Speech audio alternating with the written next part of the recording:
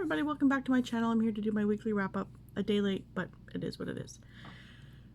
So, I finished 5 books this week.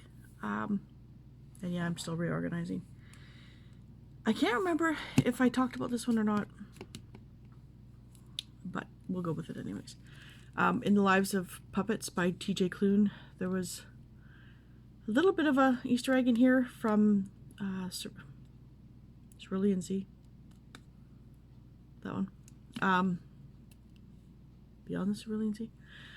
Anyways, so this one is about a boy who gets adopted by a robot who has run away from his job. They are self-aware robots.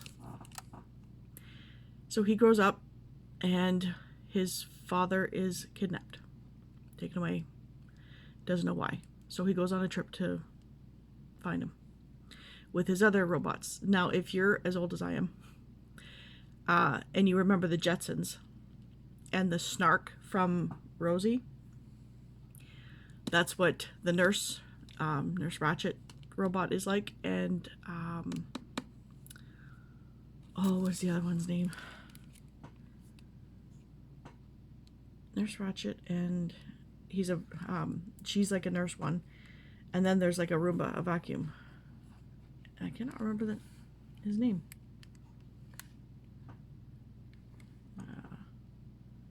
Rambo? Yeah. But it's hilarious. They were by far my favorite characters, the 2 robots. It's kind of it's a happy ending, but it's kind of sad because of the situation. I'm not going to get into it. It is what it is. But yeah, so I gave it a 4. Anyways, rambling. Then I finished the Tommyknockers. I gave it 4 stars. As I was reading it, I was remembering it because I read it in high school, but I couldn't remember what happened next. And it's kind of off the wall, but it's still cool. So it's about a woman who's an author. She is walking her dog in the bush, forest, whatever. And she stumbles over this thing and starts to dig it out, and things start happening with her. Like, she gets this compulsion to make and like invent stuff with batteries. Like, the whole town goes through batteries like crazy. And so the town starts to get these ideas to make these weird inventions, and everybody gets affected by it, but some more than others. The way it ends, it's kind of weird again, because you're always wondering, well, what would happen if this had happened? And, well, okay, if this was supposed to happen, then why are they like that? Like, there's a couple of leftover questions, but it's very atmospheric. You can really see the downfall of the characters as they're spiraling. And yeah, so 4. It is aliens, but yeah. So then I finished Death of a Gossip by M.C. Beaton. It's book 1 in the Hamish Macbeth mysteries. It's a very quick read because it's only this much of the book. This much is 3 excerpts from 3 other books. So I don't think it's 205 pages. So it's very quick. And I mean, it's very, like, it's not tiny print either.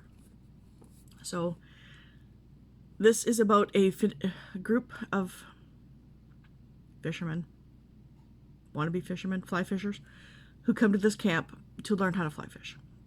And one of them is a major gossip. Nobody knows what her profession is, but she's very rude and ignorant, and destructive. She gets everybody mad at everybody else. She gets everybody mad at her, and then she falls dead. Yeah, that doesn't happen till about halfway through the book. So yeah, and you always think, well, that person has a reason, and that person, and then it just full blown. Yeah, I didn't expect who it was. So But Hamish Macbeth is the local constable, and everybody thinks he's like a lazy, do-nothing constable. So when she is found dead, the bigger town, their constables come in and pretty much tell him, stay out of it. You're too simple to deal with this. Yeah. So I gave that one a 4. It's been a pretty good reading week. In fact, they're all 4s, I think. I finished Checkmate by Ali Hazelwood. I used to play chess when I was a kid. I think most people around here did when they were a kid. I don't know about now, but we all learned chess when we were kids. So this was kind of cute to get back to, but she's a former chess player who, for some reason you don't find out until later, she has quit playing chess. She wants nothing to do with it. She doesn't talk about her dad. She doesn't talk about chess. She takes the full brunt of the responsibilities of the household on herself. She has a job, is not going to college because of it. Her mom's illness. They can't afford the medicine. Her mom was a freelance writer, can't write, and on and on and on. She loses her job. She gets offered a place on a team for a year, paid, and I didn't know that was a thing. I had no idea that was a thing. And so she decides to take it to help pay the bills, essentially. And Nolan is the #1 world champ. And of course, he's only 2 years older than her. But she had known who he was when she was playing chess, because that's when he was starting to become known. If you know of Eddie Fisher, that sort of prodigy thing. So yeah, it's their story of the year that she's on contract to play chess. And then the one I just finished this morning was Love on the Brain by Ali Hazelwood, and this is a STEM story. She is, well, when they were in grad school, they knew each other, and she thought he hated her, because every time they were close together, he was kind of snarky, or like he ignored her or made comments and walked away. So then this major project comes up with NASA, and she has been deemed the lead. And then 3 days later, she finds out he's a co-lead.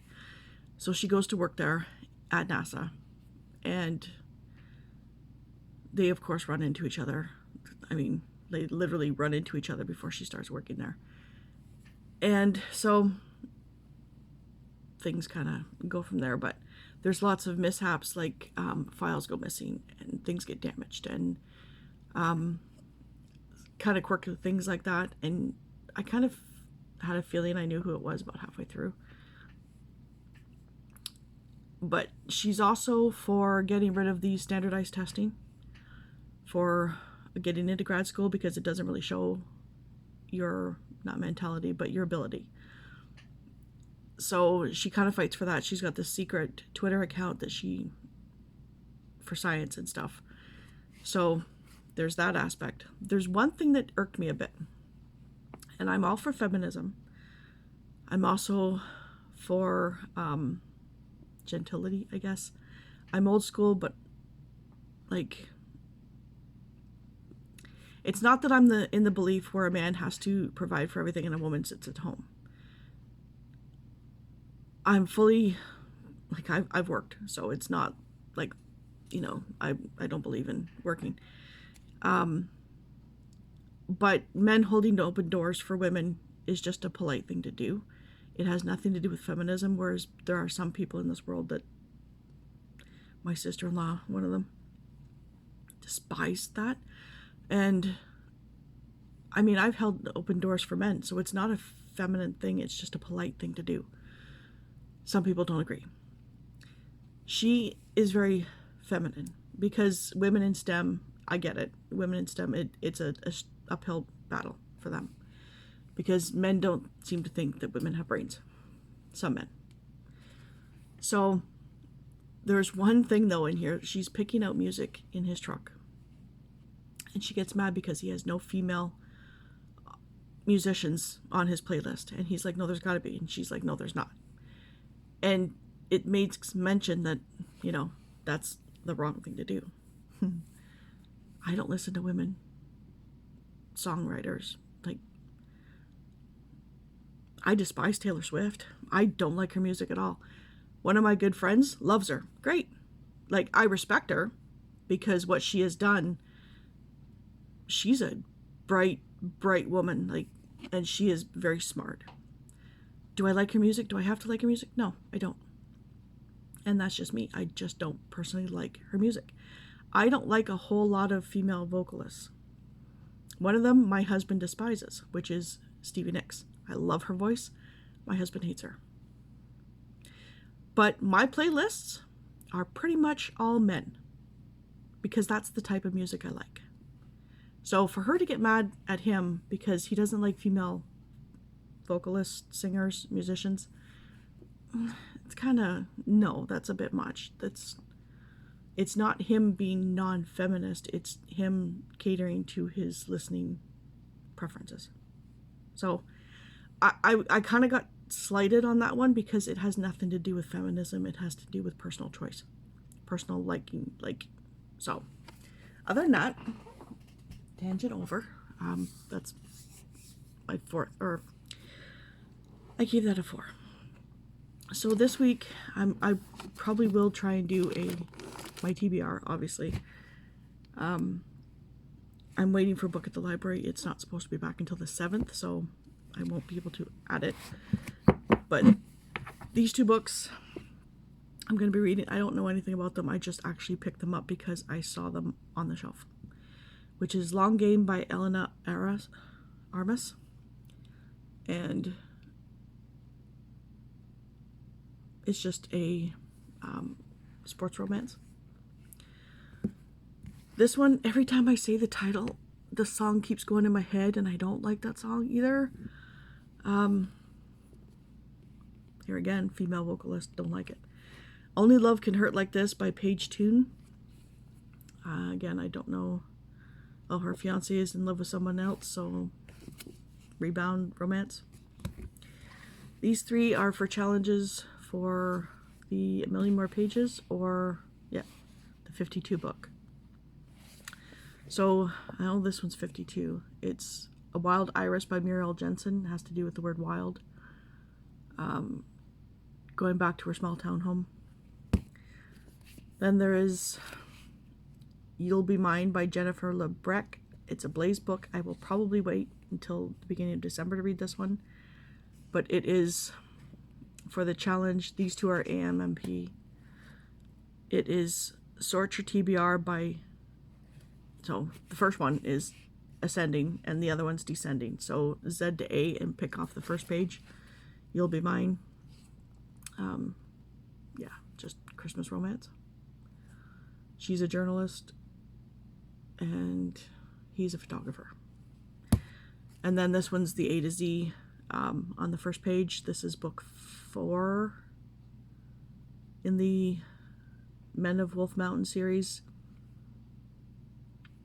The stories kind of are chronological. It is the family, so these I would say should be read in order, but there's not a overarching story, so they can be read as standalone. But it is All Grown Up by Janice Maynard, and I know this is about their sister Annalise. Yep.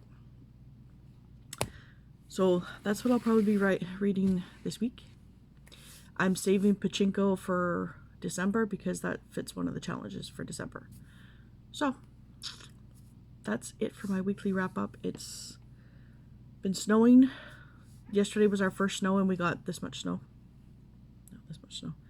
And it's supposed to be snowing all week. And yeah, snow squalls. Lovely Canadian weather. Not so much for my husband working. Anyways, I will talk to you soon. I hope everybody has a wonderful weekend.